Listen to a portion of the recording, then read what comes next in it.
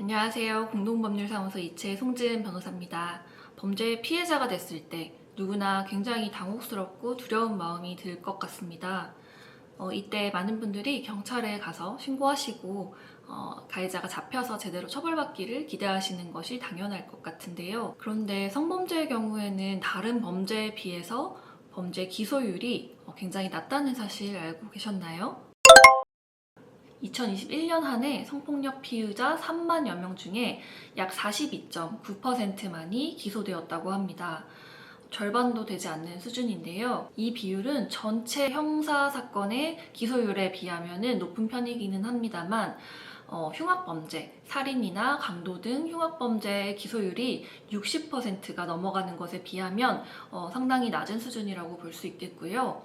특히 최근에 많이 발생하고 있고 굉장히 다수의 피해자들을 양산하고 있는 불법 촬영이라든지 통신매체 이용 음란죄 같은 경우에는 기소율이 18%에서 27% 사이로 상당히 낮은 것을 알 수 있었습니다. 이런 통계를 통해서 본다면 성폭력 피해를 입고 용기 내서 경찰에 신고를 하셨더라도 경찰에서 본인의 피해를 인정받기 어려운 경우도 꽤 많다는 것입니다. 그런데 여기서 범죄 피해를 인정받지 못했다는 것을 법률적으로는 어떻게 설명할 수 있을까요?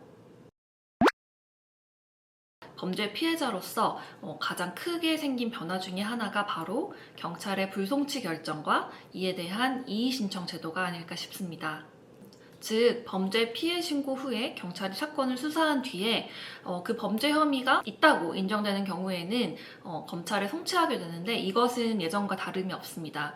하지만 변화된 형사사법 시스템 안에서는 경찰이 사건을 수사한 이후에 그 범죄 혐의가 인정되지 않는다고 판단할 때에는 불송치 결정을 내림으로써 스스로 종결을 할 수 있게 된 것인데요. 따라서 예전에는 검사의 불기소 결정이 수사 단계에서의 사건의 종결을 의미했다면 이제는 경찰 단계에서 사법경찰관이 자체적으로 불송치 결정을 내려서 사건을 종결시킬 수 있게 된 것인데요. 불송치 결정은 경찰의 불송치 사유와 함께 고소인 혹은 피해자 등에게 처분 통지서의 형태로 통지됩니다.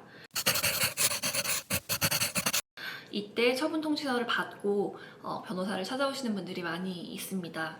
당연히 피해자 입장에서는 내가 범죄 피해를 입었고 경찰에 신고를 했고 그렇다면 가해자가 자신의 범죄 사실을 인정하거나 혹은 경찰에서 여러 가지 증거를 잘 찾아서 범죄 사실을 밝혀줄 것이라고 믿으셨기 때문일 텐데요. 범죄 피해를 입으셨을 때 신속하게 경찰의 도움을 받으시는 것은 매우 중요하지만 특히 성폭력 피해 같은 경우에는 성폭력 범죄라는 그 범죄의 특성상 피해자의 피해 진술 외에는 특별한 증거가 없는 경우가 많습니다.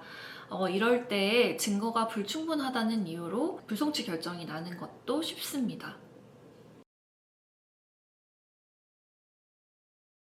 우선 고소인 혹은 피해자시라면 불송치 결정서라는 것을 받게 되실 텐데요. 그 불송치 결정서 안에 있는 불송치 취지와 이유에 대해서 면밀하게 검토를 하셔야 합니다. 많이들 오해하시는 것이 불송치 결정이 났다고 하면 이거 무죄라는 건가요? 라고들 많이 물어보시는데요. 불송치 결정이 곧 무죄 결정인 것은 아닙니다. 혐의 없음으로 불송치 결정이 난 경우에는 고소한 사실이 범죄로 인정되지 않는 경우이거나 혹은 피의 사실을 인정할 만한 충분한 증거가 없는 경우로 나뉠 수 있습니다. 불송치 사유를 확인했을 때 내용을 확인해 보니까 경찰의 수사가 좀 미진한 부분이 있어서 증거가 충분히 이제 확보되지 못했다거나 혹은 당사자의 이제 진술의 신빙성, 예를 들면 피의자의 진술 신빙성이 인정이 되고 피해자인 나의 진술에는 좀 신뢰하기가 어렵다라는 판단이 있는 경우 혹은 이런 사건에 적용되어야 하는 법리나 판례 등을 좀 오인해서 잘못 적용해서 불송치가 났을 경우에는 불송치 결정에 대해서 이의를 신청하실 수가 있습니다. 아직 현행 법령상 이의 신청 기간에 대해서는 정해진 기간이 없습니다. 다만 사건 발생일로부터 너무나 긴 시간이 지난 뒤에 이의 신청을 했을 경우에는 시간이 지날수록 증거가 훼손될 수 있고 당사자들의 기억도 많이 이제 흐려지기 때문에 빠른 시일 내에 준비하셔가지고 이의 신청을 제기하시는 것이 좋습니다. 이의 신청은 범죄 사실의 피해자 혹은 범죄 사실을 고소한 고소인이 신청하실 수 있습니다. 불송치 결정을 내린 사법경찰관의 소속 경찰서 관서의 장에게 하게 됩니다. 예를 들어서 서울 마포경찰서 담당 수사관 누구누구에게 불송치 결정을 받으셨다면 마포경찰서 장을 앞으로 이의 신청서를 제출하시면 됩니다.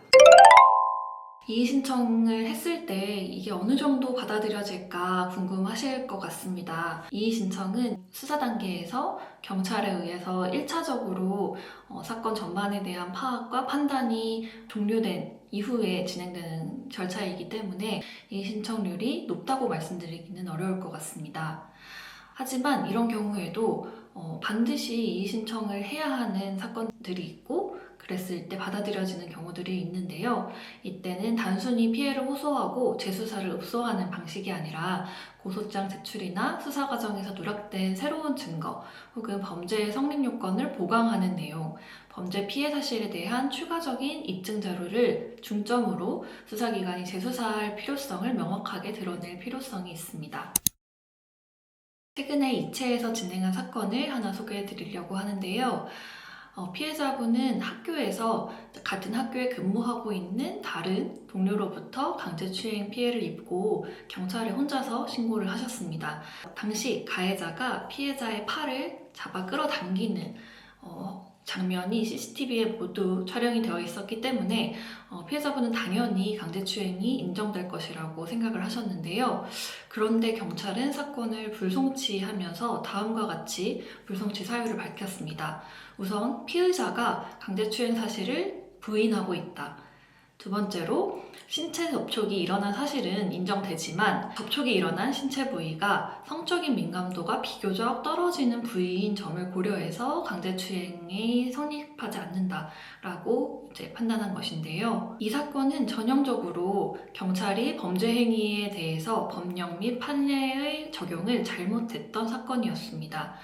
당연히 피해자분 너무나 억울하실 수밖에 없었고 피의자가 너무나 뻔뻔하게 당당하게 자신은 추행의 고의가 없었다고 이제 회사 전체에 이야기를 하고 다니는 바람에 굉장히 많이 위축된 상태에서 저희 사무실을 찾아오셨었습니다.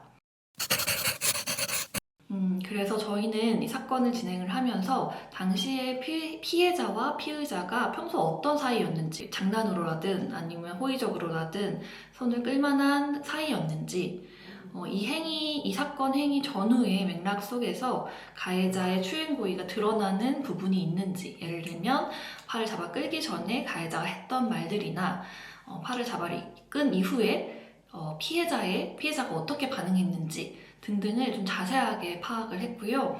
파악한 내용을 바탕으로 이의 신청서에 가해자에게 강제추행의 고의가 인정된다는 점을 강력하게 어필했습니다.